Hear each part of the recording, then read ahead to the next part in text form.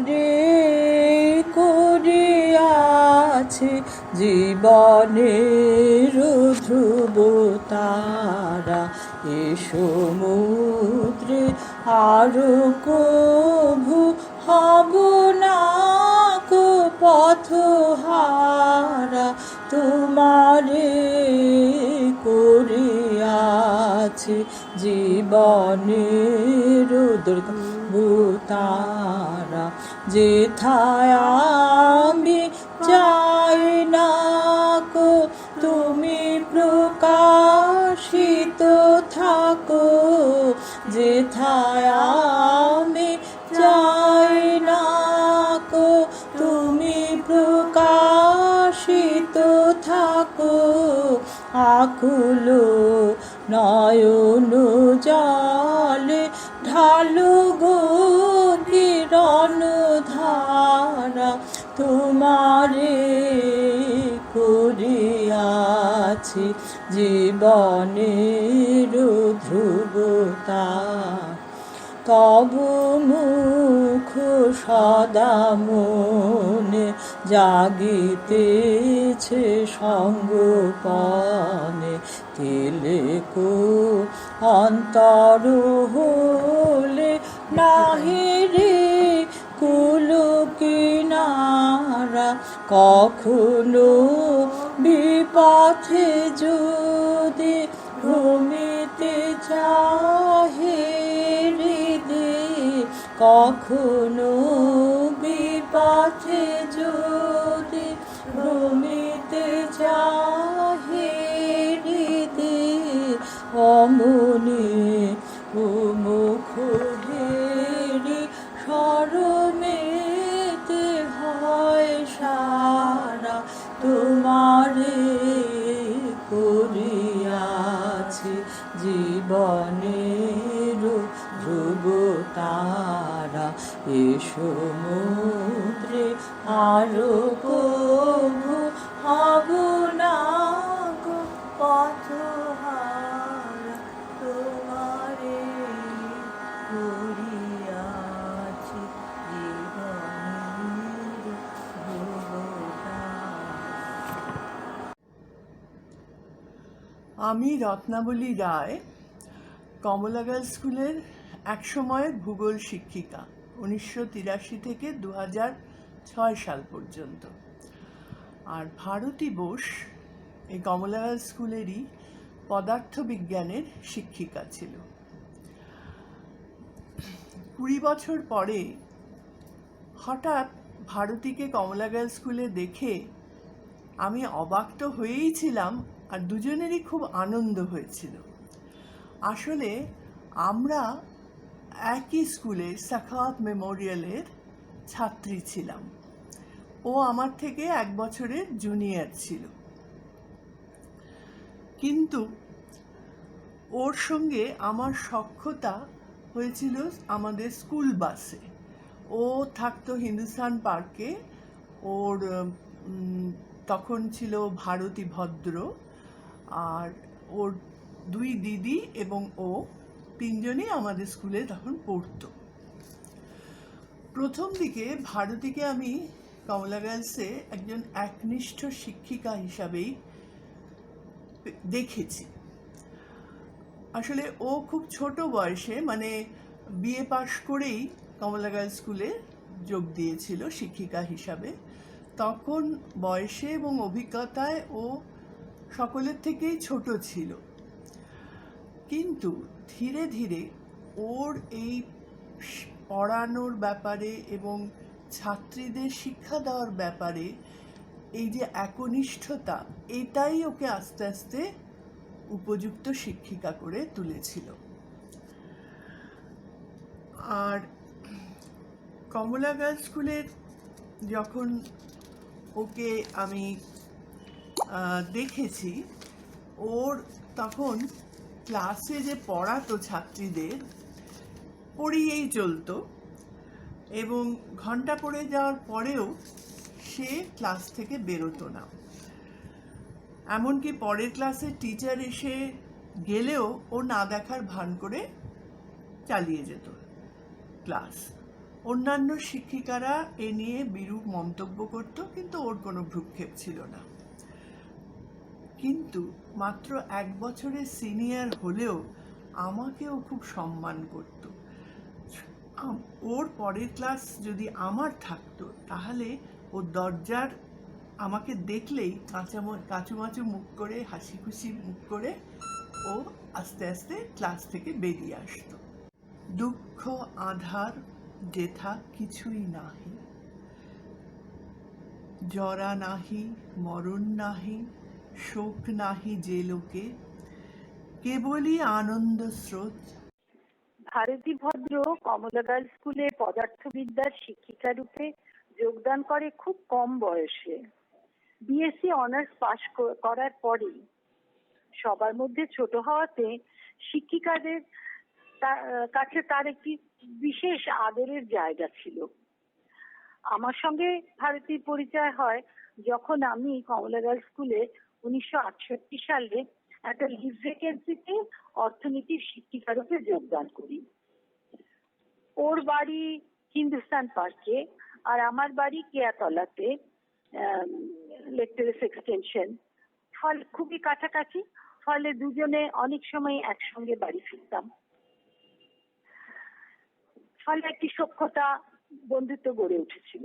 এই বন্ধুত্ব গাঢ় হলো যখন আমি স্থায়ীভাবে কমলা গার্লস স্কুলে অর্থনীতির শিক্ষিকা রূপে যোগদান করলাম 1970 সালের জুন মাসে। বাড়ি ফেরার পথে অনেক সময় ভারতী আমাদের বাড়িতে আসতো, এসে দুজনে মিলে খানিকটা গল্প করে একসঙ্গে চা জল খাবার খেয়ে তারপরে বাড়ি যেত। একদিন তো খুব মজা হলো, মা বাড়িতে নেই, মা আমার মতন খাবার রেখে গেছেন, দুজনে মিলে সেটাই ভাগ করে খেয়ে নিয়েছি।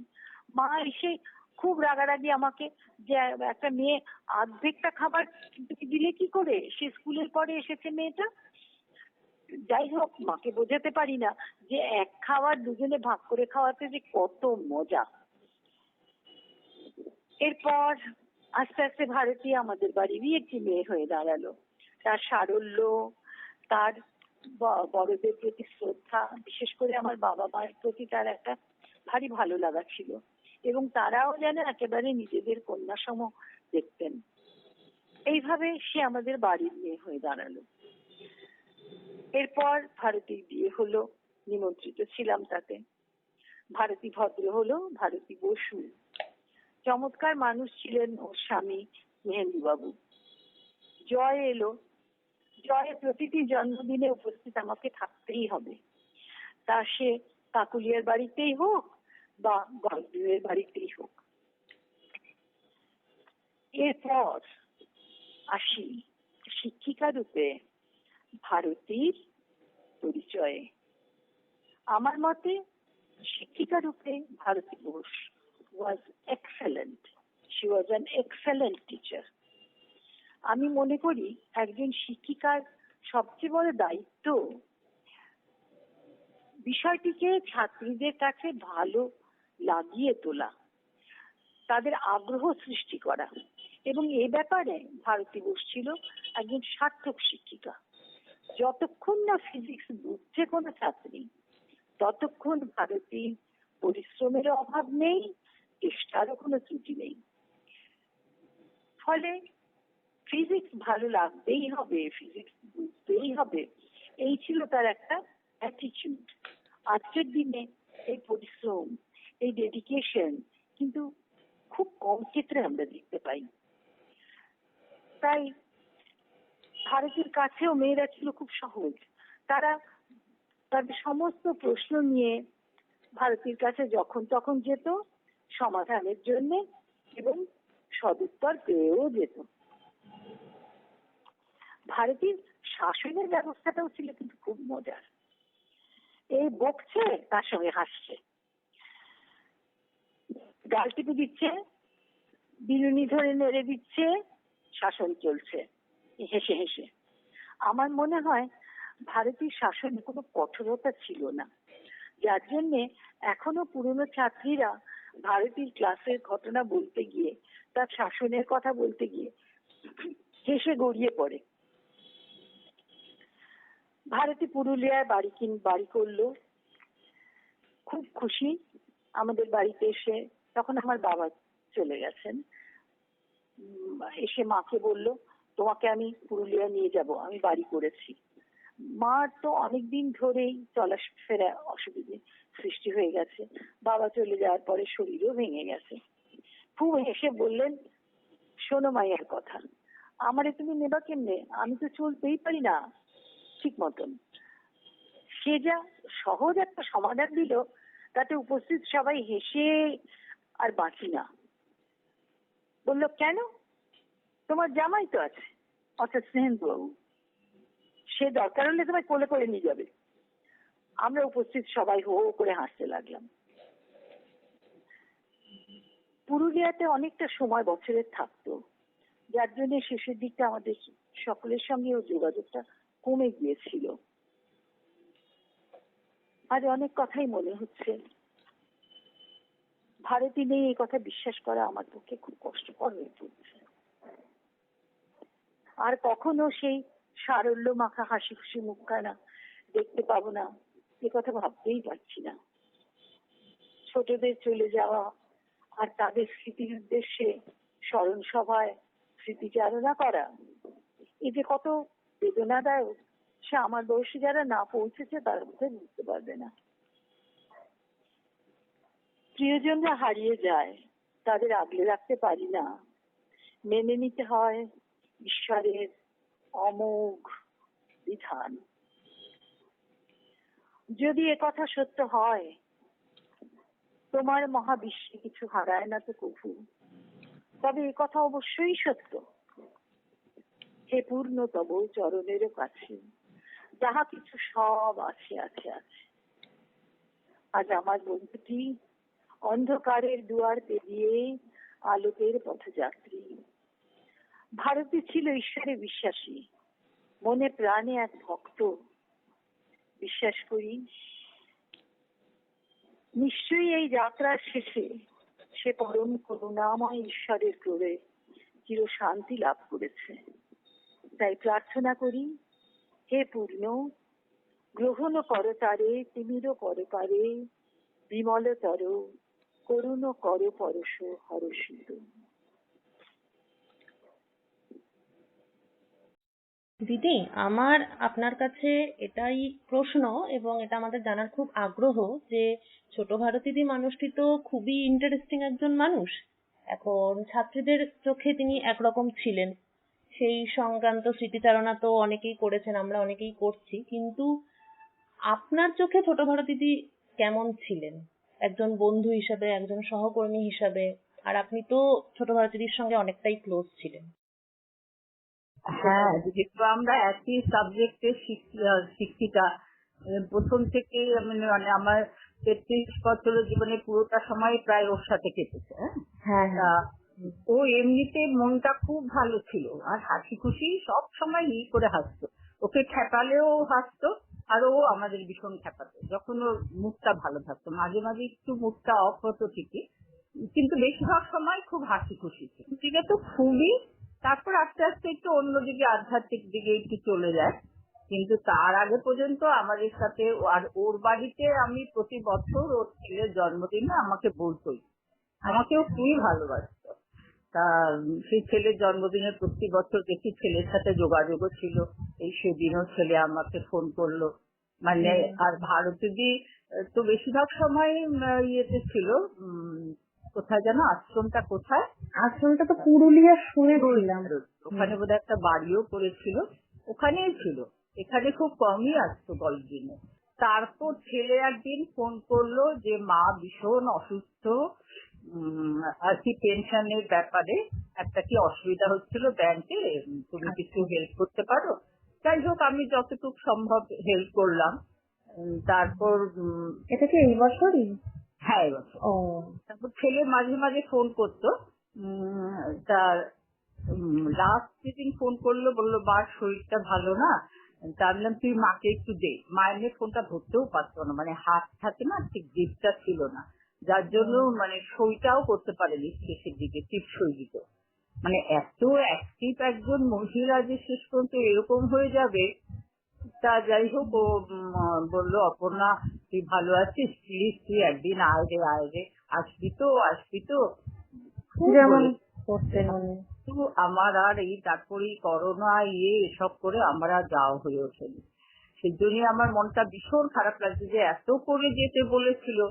আর ওর বাড়িতে তো আমরা গল্পিনে আসার পরও অনেকবার গেছি আমরা, মানে আমার হাজবেন্ডকে নিয়েও গেছি, ওর হাজবেন্ডের সাথেও আমার হাজবেন্ডের খুব ভালোই মেলামেশা ছিল আর কি, আলাপ ছাড়া।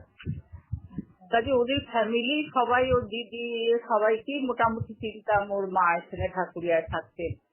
কাজে একটা সময় ওদের সাথে খুবই যোগাযোগ ছিল, কিন্তু তারপরে আশ্রমে চলে যাওয়ার পর অতটা যোগাযোগ আর থাকেনি। তারপরে ফিরে আসার পর একটু ফোনে যা কথা হলো, 2-3 দিন কথা হলো ভারতীদের সাথে, কিন্তু শরীরটা খুব খারাপ ছিল। তারপর তো শুনলাম যে কিডনিরও বোধহয় একটু অসুবিধা হয়েছিল। মানে শেষের দিকটা এত ভুগলো না, এটা আমার খুব খারাপ লাগে যে উনি এত হাসি খুশি ছিলেন সবার জন্য। ব্লাইন্ড স্কুলের জন্য উনি স্কুল থেকে খুব হেল্প করতেন। তারপর ওদের বাড়িতে একটি মেয়েকে উনি রেখেছিলেন, তার মেয়েকেও উনি ওনার কাছেই মানুষ হচ্ছে, এবং ছেলে বলেছে যে এটা আমার দায়িত্ব দিয়ে গেছে মা, এই পুতুলের মেয়ে আর কি, তাকে আমাকে প্রতিষ্ঠিত করতে হবে। তার মানে একটা ফ্যামিলির পুরো দায়িত্ব ভারতের নিয়েছিল। এটা একটা বিরাট ব্যাপার। মানে আমার একটু ভীষণ অনুশোচনা হয় যে কেন পরে একবার গেলাম না, এটা একটু মনে মনে খুব খারাপ লাগছে। আর সেই আমাদের ওই ফটোটা জোর করে ভারতের দিক তো ফটো তুলতে চাইতো না, কাজ করলাম যে আমরা তিনজন একসাথে একটা তুলি না, জোর করে ফটোটা তুলেছিলাম। ফটোটা দেখে আর দুজনই তো চলে গেছে। স্বপ্নাও আমার ভীষণ বন্ধু ছিল। আসলে তিনজনে আমাদের একই সাবজেক্টে হলো, আমাদের বেশি মানে মতবিরোধ কিন্তু হয়নি। একই সাবজেক্টে মোটামুটি একসাথে বসে কোশ্চেন করা, একসাথে বসে খাতা দেখার আগে আলোচনা করা যে কোনটা কিরকম নম্বর দেবো, কিভাবে কি হবে, এগুলো সবসময় আমরা আলোচনা করে নিতাম আমরা তিনজন একসাথে। কাজে আমাদের মধ্যে মোটামুটি ভালোই মিল ছিল। কাজে ভারতীদিকে হারিয়ে মানে মনটা এত খারাপ লাগে, কি আর বলবো, মানে খুব খারাপ। আর জানেন তো, মানে বড় স্বপ্নাদির কথা আমার এত মানে মনে পড়ে এমনিতেও, মানে অনেক সময় এখন কেন যেন মানে আরো খুব মনে পড়ছে সেই ক্লাসের। বড় স্বপ্নাদির তো মানে আমাকে আরো মানে ভীষণ ভালোবাসতো। ও আমার বাড়ি যে কতদিন এসছে, ওর হাজবেন্ড তো আসলে আমাদের ওদের ফ্যামিলির সাথে আমাদের স্বপ্না ভীষণ ভালোবাসতো আমাকে।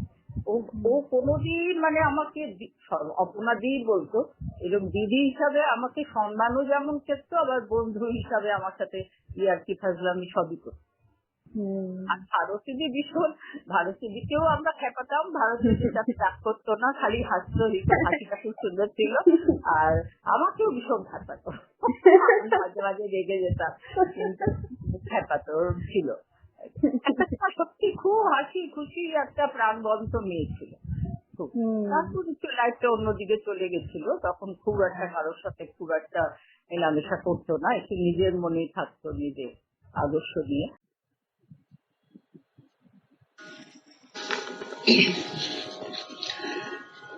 ছোট ভারতীদি গত 12 আগস্ট আমাদের সকলের মায়া ত্যাগ করে অমৃত লোকে যাত্রা করেছেন।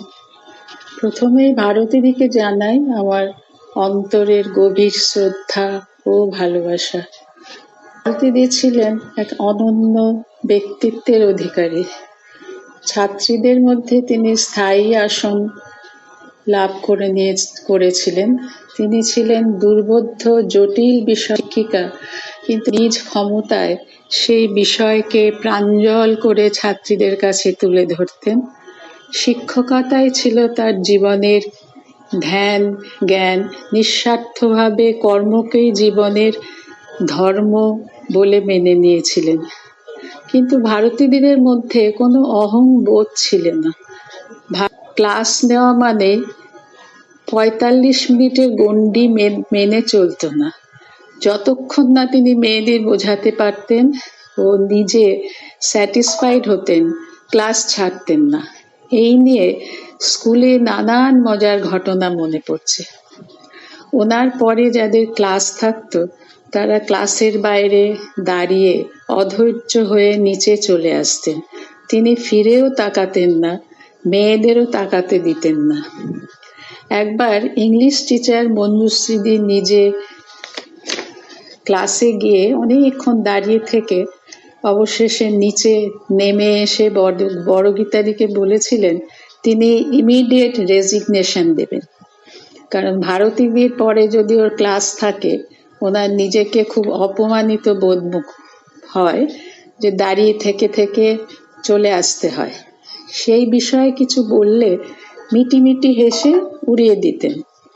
মুখে সবসময় একটা দুষ্টু হাসি লেগে থাকত। একটা সময় স্টাফ রুমে উনি খুব মজা করতেন, সবার সঙ্গে মজা করতেন, বিশেষ করে অপর্ণাদির সঙ্গে। অপর্ণা রেগে গেলে সে হেসে কুটিপাটি হয়ে পড়তো এবং স্টাফ রুম একদম হাসিতে তিনি ভরিয়ে রাখতেন। এরকম অভিজ্ঞতা অনেকেরই হয়েছে।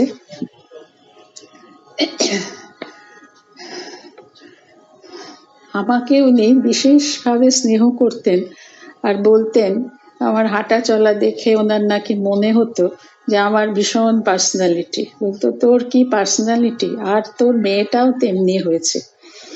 আর দু একটা কথা বলছি যে সহজেই আমার কাছে উনি আবদার করতেন এবং সেটা দিদি হিসেবে আমি খুব সহাস্যে মেনে নিতাম।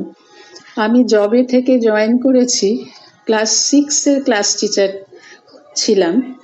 ভারতীদি 6-এর ক্লাস টিচার কয়েক বছর থাকার পর আমাকে বললেন, গীতা আমি 6-এর ক্লাস টিচার হব না। কেন? 5-এর মেয়েরা খুব দুষ্টু হয়, তুই 6-এর ক্লাস নিবি, আমি 6-এর ক্লাস টিচার হবি, আমি 6-এর ক্লাস টিচার হব। আমি কিন্তু বিনা প্রতিবাদেই মেনে নিয়েছিলাম। সেই থেকে আমি ক্লাস 6-এর ক্লাস টিচার ছিলাম, ভারতীদি 6-এ। এরকমই আমাদের অন্তরের সম্পর্ক ছিল। ইনভিজিলেশন লিস্ট বেরোতো, 1 নম্বর ঘরে 2 জন করে ডিউটিতে থাকতেন। তো হঠাৎ ভারতীদি আমাকে খুব খোঁজ করছেন লিস্ট দেখে। কেন না, অনেক খোঁজাখুঁজি করে বলছেন খুব দরকার তোর সঙ্গে। কি দরকার? দেবীদির সঙ্গে আমি ইনভিজিলেশনে থাকবো না, তুই থাকবি। দেবীদি একটু রাগী ছিলেন, হাসি মুখেই কিন্তু মেনে নিয়েছিলাম। ডিউটি লিস্ট আবার চেঞ্জ করা হলো। ভারতীদের পরে যাদের ক্লাস থাকতো অনেকেরই ক্লাস তিনি চেয়ে নিতেন, এই ক্লাসটা আমি নেব। দীপা অনেক সময় রিহার্সালে ব্যস্ত থাকতো, বলতো এই দীপা তুই রিহার্সাল করা, আমি তোর ক্লাসটা নেব। হিস্ট্রি ক্লাসও অনেক সময় চেয়ে নিতেন, বলতেন মেয়েদের অত ইংলিশ আর হিস্ট্রি পড়তে হবে না। খুব মজার ছিলেন। আর এইসব ঘটনার আরো অনেক কথা বলার থাকে, কিন্তু সব তো বলা যায় না। আরেকটু উইকনেস ওনার ছিল গোল গাল মোটা মেয়েদের প্রতি। তাদের কাছে ডেকে এনে নানান কথা জিজ্ঞেস করতেন। ওরা চান্স পেলেই আদর করতেন, আবার কাছে ডেকে নিত, এই মেয়ে এদিকে এসো। এসে আবার বলতেন, এই তোর ক্লাসের ওই কোনের মেয়েটা কি গোল্লা, আমি ওকে ডেকে অনেকক্ষণ কথা বলেছি। ভীষণ মজার মানুষ ও হাসি খুশি ছিলেন। পরের দিকে দীক্ষা নিয়ে উনি নিজেকে অনেক দিক থেকেই সরিয়ে নিয়েছিলেন, পুজো আর্চায় মন দিয়েছিলেন। ওনার আরেকটি গুণ ছিল বিশেষ করে, সেটা অনেকেই জানে, রান্নাতেও উনি খুব দক্ষ ছিলেন। একবার আমার বাড়িতে অসাধারণ গার্লিক চিকেন আমার মেয়ের জন্য রান্না করে নিয়ে গিয়েছিলেন। আশা করি ওনার কাঙ্ক্ষিত পথে যেতে পেরেছেন। উনি আন্তরিক সশ্রদ্ধ প্রণাম জানিয়ে বলি,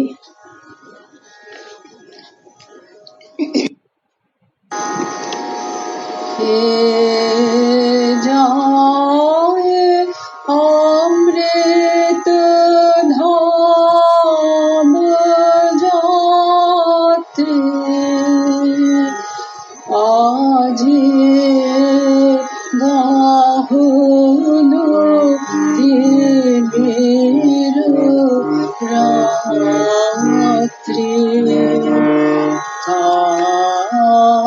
হে নভ জয়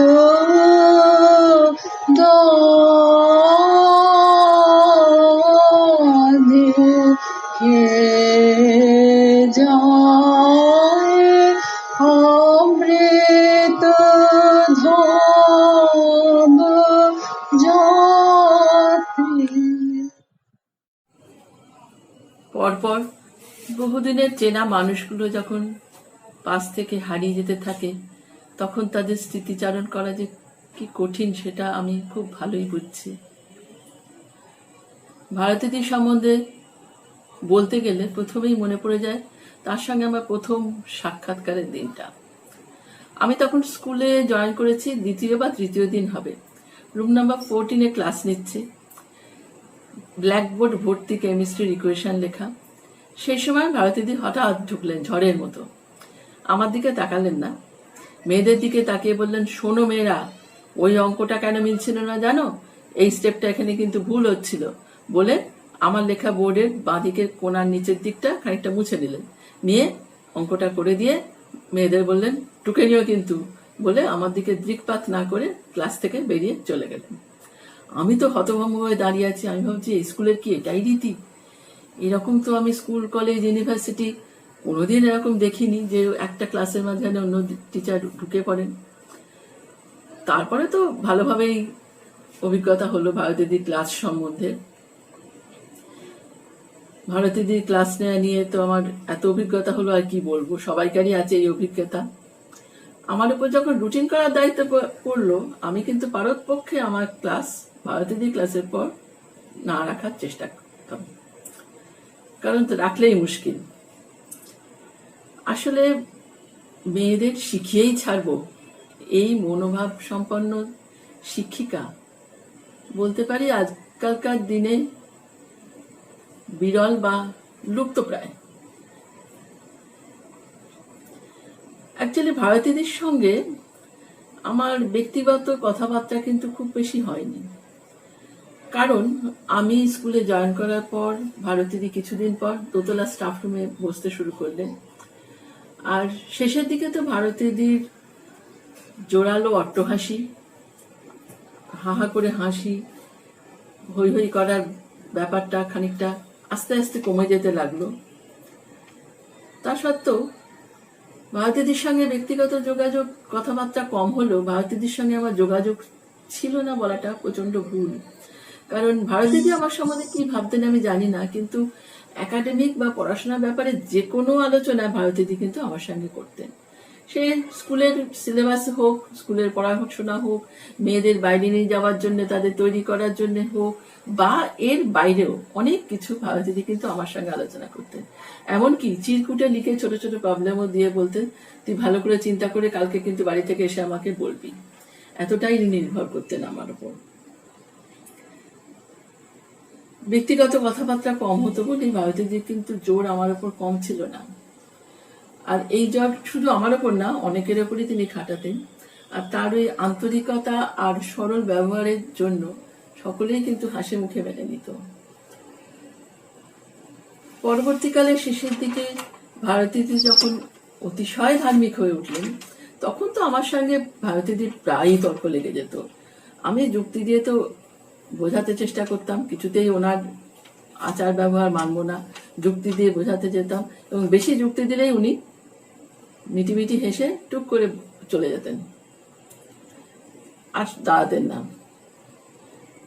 আশ্রমের হসপিটালের জন্য প্রতি বছর উনি চাঁদা নিতেন, আর আমি প্রতিবারই যে বিল নিয়ে ঢুকতাম, আমি বলতাম এবার কিন্তু আমি কম দেবো, আগেরবারের মতো দেবো না। আর উনি কোনো উত্তর দেওয়ার প্রয়োজন করতেন না, একটু বাড়িয়ে বিলটা লিখে আমার টেবিলে চাপা দিয়ে বলতেন, এই বিল লিখে রেখে গেলাম, তুই টাকাটা বার করে রাখিস, ছুটির সময় তোর থেকে নিয়ে চলে যাব। কত কিছুতেই যে এরকম জোর করতেন, সে আর কত কথা বলবো। আসলে বলতে গেলে তো অনেক কথাই বলা হয়, কথা তো এখানে বলা সম্ভব নয়, অনেক স্মৃতি রয়েছে। কিন্তু ভারতীদি একটা ব্যতিক্রমী অসাধারণ শিক্ষিকা। তার শিক্ষানুরাগ, ছাত্রীদের প্রতি অফুরন্ত ভালোবাসা, তার সরলতা, তার ধর্মানুরাগ, তার নিজস্ব সমস্ত আচার বিচার সব কিছু নিয়ে অজানা লোকে যাত্রা করল।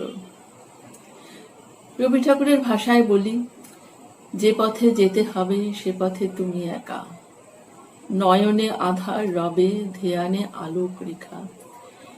সেই আলোক রেখা নির্ভর করে ভারতীদি তুমি অনন্ত শান্তিলোকে বিরাজ করো, অফুরন্ত আনন্দ সাগরে ভাসো, এই প্রার্থনা রইল।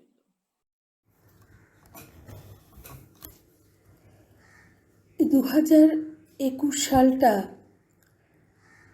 আমার মনে হয় একটা সময়ের ঝড়ের বছর। এই ঝড়ে আমার অনেক প্রিয় মানুষ, অনেক শ্রদ্ধার মানুষ, অনেক ভালোবাসার মানুষ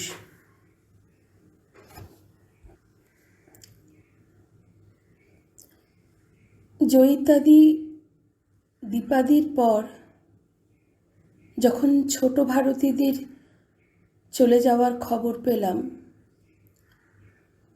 তখন মনে হলো যেন সময়ের ঝড়ে উপড়ে পড়ছে আমাদের কমলা গার্লসের বাগানের একটা একটা করে বিরাট গাছ, যে গাছগুলির ছায়ায় শুধু ছাত্রীরাই নয়, আমরা যারা সহশিক্ষিকা ছিলাম, বয়সে ছোট সহশিক্ষিকা, তারাও সেই গাছগুলির ছায়া থেকে বঞ্চিত হলাম। ছোট ভারতীদের কথা বলতে গেলে অনেক কথা আসে স্মৃতিতে।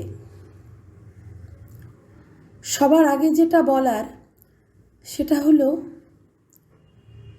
ছোট ভারতীদি আর আমি মানুষ হিসেবে ছিলাম সব দিক থেকেই দুজন বিপরীত মেরুর মানুষ।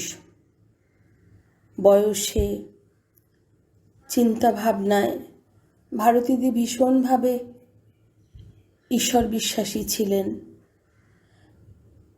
আমি একেবারেই তা নয়। ভারতীদির জীবনচর্যা এবং আমার জীবনচর্যার মধ্যেও অনেক তফাৎ। কিন্তু ওই যে বলে না, ওর বিষয় পদার্থবিজ্ঞানেই বলে যে বিপরীত মেরুর মধ্যে পারস্পরিক আকর্ষণ থাকে। তো ভারতীদের ক্ষেত্রে বা আমার আর ভারতীদের ক্ষেত্রে কিন্তু সেটা ভীষণভাবে প্রযোজ্য আমি দেখেছি। আমাদের ব্যক্তিগত জীবনের সমস্ত পার্থক্য সত্ত্বেও ওর সঙ্গে আমার একটা অদ্ভুত স্নেহ শ্রদ্ধার সম্পর্ক ছিল, এবং সেই স্নেহ শ্রদ্ধার সম্পর্ক নিয়েই আজ ওর স্মৃতিচারণের চেষ্টা আমার, বা সেটাই করার চেষ্টা করব। ভারতীদিকে যতখানি কড়া মনে হতো, উনি কিন্তু মনের দিক থেকে ছিলেন ভীষণ রসিক। ওনার মনের মধ্যে একটা অদ্ভুত রসবোধ ফল্গু ধারার মতন বয়ে যেত। মেয়েদের বকাবকি করার সময়ও উনি মনে মনে মিটিমিটি হাসতেন, এবং সেই হাসির মধ্যে কিন্তু কোনো ব্যঙ্গ ছিল না, স্নেহই ছিল। ওর বকাটাও ছিল স্নেহে পরিপূর্ণ। আমি আমার সঙ্গে ওর যে কিছু কিছু ঘটনা স্কুলের, সেগুলো নিয়ে একটু বলি। সেগুলো মেয়েরা অনেকেই জানে, শিক্ষিকারাও জানেন। তবু আমি তখন প্রথম স্কুলে এসেছি শিক্ষিকা হিসেবে, ইংরেজির সহশিক্ষিকা হিসেবে। মার্চ মাসে আমি স্কুলে যোগদান করেছি। এই ঘটনাটাও মার্চ মাসেরই, কারণ তখন মেয়েদের সেশন শুরু হতো মে মাসে। মেয়েরা তখন অ্যানুয়াল পরীক্ষা দিচ্ছে, অ্যানুয়াল পরীক্ষা শেষের দিক চলছে। তখন নিচের ঘরগুলোতে পরীক্ষা হতো, আর 4 তলায় হতো একাদশ শ্রেণীর ক্লাস। 10-12 তখন একদল মাধ্যমিক দিয়েছে, আর 12-এর উচ্চ মাধ্যমিক হতো ওই এপ্রিল মে মাসে। তো ভারতীদি 4 তলার ঘরে 6 নম্বর ঘরে 11Dর ক্লাস নিচ্ছেন। 5th পিরিয়ডে ভারতীদি ক্লাস নিচ্ছেন, 6th পিরিয়ডে আমার ক্লাস। আমি যথারীতি 6 পিরিয়ডের ঘন্টা বাজার পরে গেছি, গিয়ে দেখি যে উনি পড়াচ্ছেন। তখন ভারতীদির মাথায় একটা জটা ছিল। তো আমি তখনও সব শিক্ষিকাদের, সব বড় দিদিদের নাম জানিনি। তো আমি দেখলাম যে ওই মাথায় জটা দিদি পড়াচ্ছেন। আমি দরজার সামনে দাঁড়িয়ে আছি, বেশ মিনিট 2 দাঁড়িয়ে আছে। উনি আমার দিকে ভ্রুক্ষেপও করছেন না, উনি পড়িয়ে যাচ্ছেন। তো আমি ওনাকে তখন বললাম যে দিদি আসবো? উনি শটান বলে দিলেন না। আমি একটু যাকে বলে কনফিউজড হয়ে গেলাম যে উনি যেভাবে না বললেন তাতে আমার মনে হলো বোধহয় এটা ওরই ক্লাস। আমি নেমে এলাম নিচে। এসে বন্দনাদির ঘরে বড় করে রুটিন টাঙানো থাকতো। রুটিনে গিয়ে দেখি আমারই ক্লাস। আমি আবার ওপরে উঠে গেলাম। উঠে গিয়ে বললাম দিদি আসবো? উনি আবারও ভদ্রলোকের এক কথা বললেন না। এবার তো মহাবিপদ, যা এটা আমার ক্লাস, আমি নতুন শিক্ষিকা, না গেলে পরে সবাই জানতে পারলে খুব বাজে ব্যাপার হবে। আমি আবার নেমে এলাম। বন্দনাদিকে বললাম যে দিদি আমার 11Dর সঙ্গে ক্লাস, এবং একজন দিদি যার মাথায় জটা আছে উনি ক্লাস নিচ্ছেন। আমি ক্লাসে ঢুকতে পারছি না কারণ উনি না বলছেন। বন্দনাদি হেসেই আকুল, খুব স্নেহভরে বললেন, ও ভারু ক্লাস নিচ্ছে। শোনো, তুমি চলে যাও, গিয়ে বলো যে দিদি এটা আমার ক্লাস, আমি ক্লাস নেব। তো আমি এবারে সাহস পেয়ে আবার গেলাম, গিয়ে এবার বললাম। তখন আমি হাঁপাচ্ছি, বেশ কয়েকবার ওপর নিচ হয়ে গেছে। তো আমি বললাম দিদি এটা আমার ক্লাস। এবারে উনি সহাস্য মুখে আমার দিকে ফিরে বললেন, দেখো প্রায় 25 মিনিট হয়েই গেছে, বাকি 15 মিনিট তুমি আর কি পড়াবে?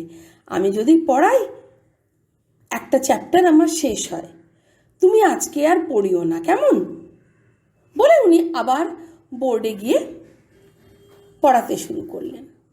আমি কিছুক্ষণ দাঁড়িয়ে থেকে বুঝলাম যে আমি আজকে ক্লাসটা পাবো না, আমি নেমে এলাম। এই ক্লাস নিয়ে টানাটানি কিন্তু সেই প্রথম হলেই সেটা কিন্তু শেষ নয়। তার কারণ হচ্ছে এরপর বহুবার, বিশেষ করে 11-12-এর সঙ্গে আমার যদি ক্লাস থাকতো, সেই ক্লাসে ওর সঙ্গে আমার দড়ি টানাটানি ছিল অনিবার্য। 8 নম্বর ঘরে 11-12-এর ক্লাস, আর 2 নম্বর ঘরে আমি 11Bর ক্লাস টিচার, 11-এর ক্লাস নিচ্ছি। 8 নম্বর ঘরে 11D। ফার্স্ট পিরিয়ডে আমার 11B ক্লাস, সেকেন্ড পিরিয়ডে 11D ক্লাস। আমি 11B ক্লাস শেষ করেছি, কয়েক সেকেন্ডের মধ্যে 8 নম্বর ঘরে চলে গেছি, ভারতীদি পড়াচ্ছেন। আমাকে বললেন, ওমা তুই এত তাড়াতাড়ি চলে এলি? আমি বললাম, হ্যাঁ দিদি, আমার তো ওই ঘরেই ক্লাস ছিল। কেন রে, এরকম ক্লাস তোকে দেয় কেন যে আমার ক্লাসে সঙ্গে সঙ্গে তোকে ঢুকতে হবে? যেন ক্লাসটা ওর, আমি ঢুকছি। পরের দিকে তো আমি শুনতাম না, দিদি আমি ক্লাস নেব, আমাকে ক্লাস নিতে দিতে হবে ইত্যাদি। কয়েক সময় অবশ্য আমি হাল ছাড়তে বাধ্য হতাম, উনি যখন একেবারেই ছাড়বেন না তখন। এবং মেয়েদের মধ্যেও একটা অদ্ভুত মজা লক্ষ্য করতাম যে এই টাগ অফ ওয়ারটা মেয়েরাও এনজয় করতো, মেয়েরাও মজা পেত। অথচ সেই ভারতীদি নিজের ধর্মীয় জীবনচর্যার কারণে কোথাও খেতেন না বাইরে। উনি যখন 7B'র ক্লাস টিচার থাকতেন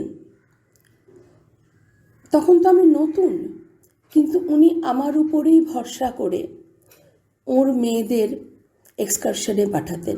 এর কিন্তু কোনো অন্যথা হতো না।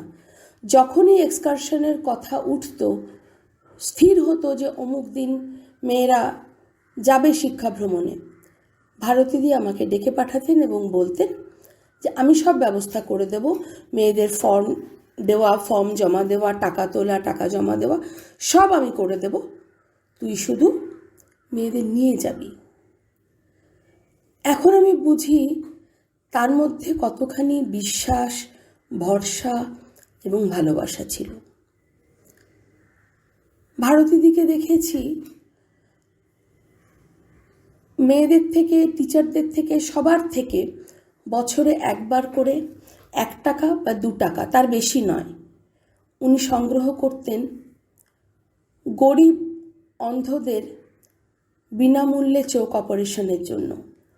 এর জন্য কিন্তু কোনো লজ্জা দ্বিধা ওর মধ্যে আমি দেখিনি, উনি সেটা করতেন।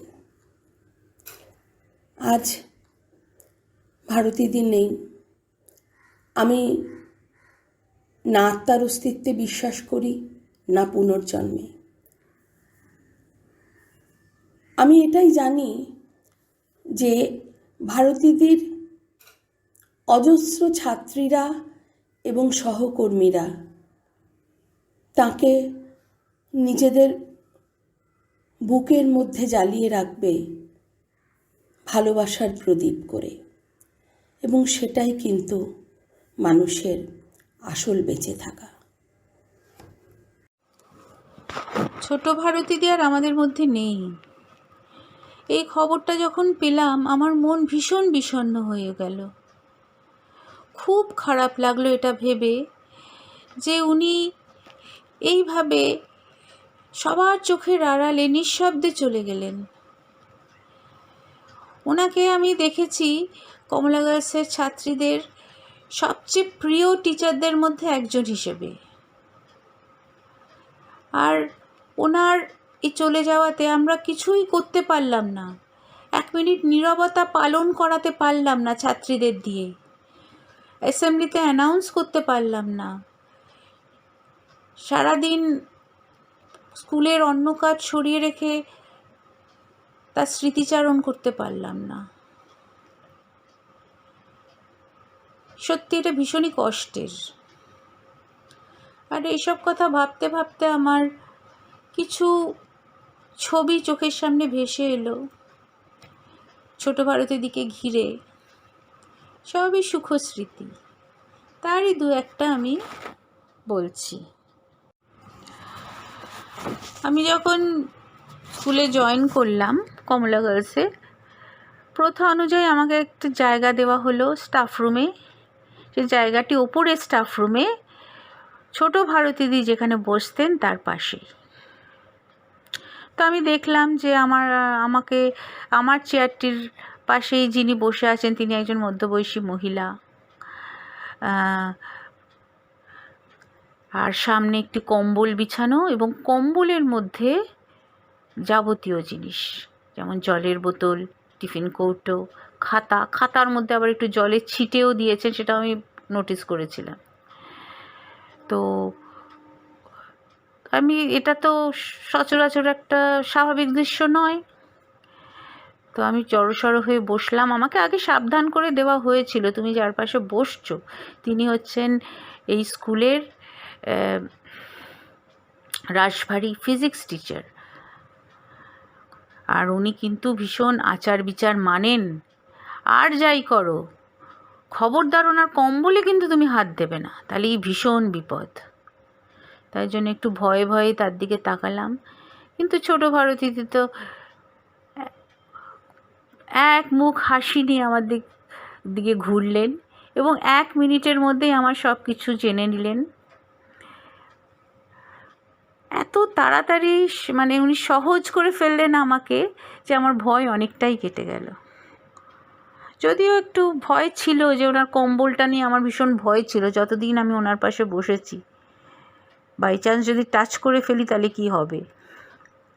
তো যাই হোক, পাশে বসার ধরুন একটা তো সম্পর্ক গড়ে উঠল। উনি অবশ্য অনেকক্ষণ সময় ক্লাসে কাটাতেন, 1 পিরিয়ডের বাদে 2 পিরিয়ড কাটিয়ে এসে বসতেন, আর তখন যদি অফ পিরিয়ড থাকতো তখন আমাদের গল্প জমে উঠত। শুধু আমি নয়, আমাদের বয়সী আরও কিছু টিচার ওনাকে আমরা ঘিরে ওনার গল্প শুনতাম। তার মধ্যে শিপ্রাদি, তোমাদের যে ইতিহাসের দিদি ছিলেন শিপ্রাদি, উনি তার উল্টো দিকে বসতেন। উনি অনর্গল গল্প করতেন, মানে ছোট ভারতীতে অনর্গল গল্প করতেন আমাদের সঙ্গে। সে গল্পের মধ্যে ছিল নানান রকম কথা, তাছাড়া সাংসারিক কথা, এই কমলা গার্লসের স্কুলের প্রথম দিকের কথা, ওনার জয়েনিংয়ের পর ওনার অভিজ্ঞতার কথা, সুখের স্মৃতি, দুঃখের স্মৃতি, সব কিছু উনি আমাদের বলতেন, অপকটে বলতেন। কোনো আড়াল ছিল না যে আমরা এত জুনিয়র। উনি বলতেন যে যেই স্কুলে তোমরা পড়াতে এসছো সেই স্কুলকে কিন্তু প্রথমে তোমাদের ভালোবাসতে হবে, ভালোবাসা গড়ে উঠবে স্কুলটাকে সম্বন্ধে জানলে। আর এরমভাবে মানে ওনাকে আমি আস্তে আস্তে জানতে পারলাম। উনি খুব কনসার্ন ছিলেন ছোটদের প্রতি, জুনিয়রদের প্রতি। নানান বিষয় আমাদের উপদেশ দিতেন, তার মধ্যে প্রধান হচ্ছে স্বাস্থ্য সচেতনতা। তোরা যতই তোদের কাজের প্রেশার থাক, তোরা কিন্তু ঠিকমতো খাওয়া দাওয়া করবি, ফল খাবি 5 রকমের, হরলিক্স খাবি। এসব শুনতাম আর আমরা হাসতাম। আমরা এখনও নিজেদের মধ্যে কিন্তু বলি, আলোচনা করি যে ছোট ভারতীদি আমাদের স্বাস্থ্য সচেতনতা শিখিয়েছিলেন। আর উনি যে ক্লাসে অন্য দিদিকে ঢুকতে দিতেন না, নিজেই পড়াতেন, এটা তো সবাই জানে। একটা দৃশ্য আমার মনে পড়ছে, মেয়েদের প্যারেড হবে প্ল্যাটিনাম জুবিলির আগে, তো ট্রেনার এসছে বাইরে থেকে, রুম নাম্বার 8-এ আমি দাঁড়িয়ে আছি দরজার সামনে, আর উনি পড়িয়েই যাচ্ছেন। আমি ডাকতে এসেছি মেয়েদের প্যারেডে নামানোর জন্য। বারবার অনুরোধ করছি ছোট ভারতীদিকে, দিদি এবার ছেড়ে দিন মেয়েদের। ছোট ভারতীদি একটু হাসছেন আর পড়িয়েই যাচ্ছেন, থামছেন না। আর মেয়েরাও হাসছে, আমিও দাঁড়িয়ে আছি। আরেকটা আমার ওনার সঙ্গে সুন্দর স্মৃতি আছে, সেটা হচ্ছে আমরা বেড়াতে গেছিলাম। উনি, আমি আর আমার স্বামী, এই 3 জন মিলে কোন নগরে গেছিলাম। আমাদের একজন পরিচিত, দুজনেরই পরিচিত একজনের সঙ্গে দেখা করতে। উনি হুজুগটা তুলেছিলেন, চল আমরা একদিন ঘুরে আসি কোন নগর। তো আমরা লোকাল ট্রেনে করে রওনা দিলাম। এই যাতায়াতে আমি কিন্তু ছোট ভারতীদির আরেকটা রূপ দেখলাম। উনি তো এমনিতে খুবই সংযমী মানুষ ছিলেন, বাহুল্য পছন্দ করতেন না, কিন্তু ট্রেনে উঠে উনি যা আসছে তাই কিনতে লাগলেন। যা উঠছে ট্রেনে, সে মানে লটারির টিকিটই হোক, প্লাস্টিকের খেলনাই হোক, ফিতে, তারপরে সেফটি পিন, যা যা বিক্রি হয় আর তার সঙ্গে খাবার, সিঙ্গারা, আলুর চপ, বাদাম ভাজা, ঝালমুড়ি। নিজে খাচ্ছেন না, মানে আমাদের জোর করে করে খাওয়াচ্ছেন। আস্তে আস্তে তার তো ঝোলা ভরে উঠলো। আমি বললামও যে আপনার তো থলি ভরে উঠেছে, আপনি এগুলো নিয়ে কী করবেন? বলে কী আর করব, ভেবে দেখিনি কী করব, এই ইচ্ছে করছে কিনতে কিনে ফেলছি। এটা আমার ভীষণ ভালো লেগেছিল, ওনার এই শিশু সুলভ আচরণটা। আর উনি যে শেষ বয়সে সব কিছুর মানে এই শহরের থেকে দূরে গিয়ে পুরুলিয়াতে বাকি জীবনটা কাটালেন, সমাজ সেবায় নিজেকে নিযুক্ত করলেন, এটা যে কত বড় একটা আত্মত্যাগ আমি ভাবি মাঝে মাঝে। ওনার জীবনের দৃষ্টিভঙ্গিটা অন্যরকম ছিল বলেই উনি এটা পেরেছেন, সবাই তো এটা পারেন না। মানে খুবই কম তো ওনার সঙ্গে দেখা হতো উনি রিটায়ার করার পরে। মাঝে মাঝে আসতেন, একদিন তো মাথায় জটা নিয়ে এলেন, আমরা বললাম জটা কেন? যখনই আসতেন আমরা ওনাকে ঘিরে ধরতাম। তো তারপরে একটা সময় সত্যি যোগাযোগ ছিন্ন হয়ে গেল। আর তারপরে খবর আমরা পেলাম যে উনি আর নেই।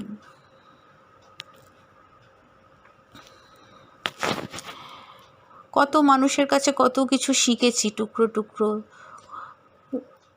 অনেক কিছু জীবনে শিখেছি। ওনার কাছ থেকেও আমার একটা বড় প্রচুর কিছু শিখেছি। ওনার আত্মার শান্তি কামনা করে আজকে শেষ করি। একে একে নিবিছে দেউটি, আজ এই পংক্তিটাই মনে পড়ছে। অনেক দিদিরাই আমাদের রিক্ত করে অজানার দেশে চলে যাচ্ছেন।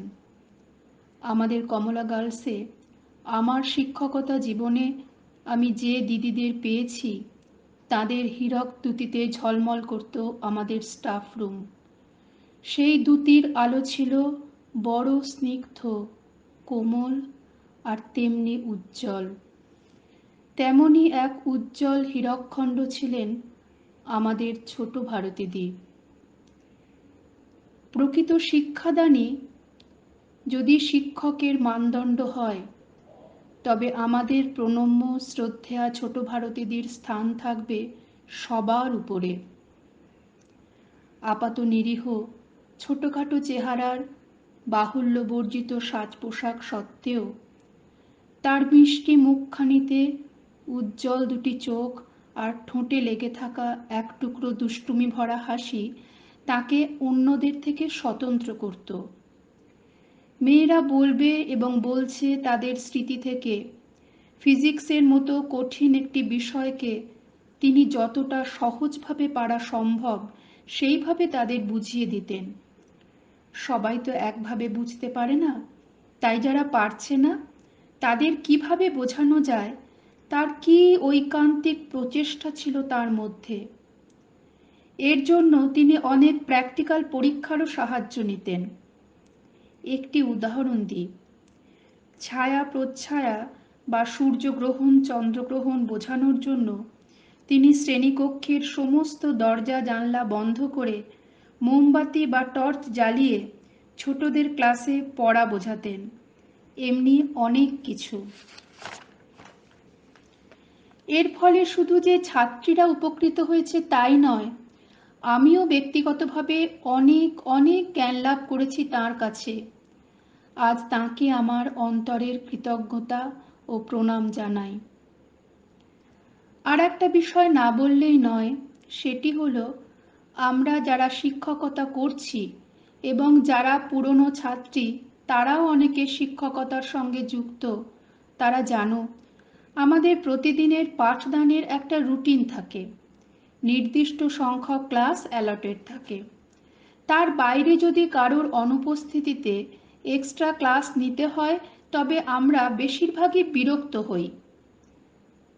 কিন্তু ছোট ভারতীদি নিজের ক্লাস নেওয়ার পরেও স্বেচ্ছায় অতিরিক্ত ক্লাস নিতেন এবং অতিরিক্ত ক্লাস পেলে অত্যন্ত আহ্লাদিত হতেন।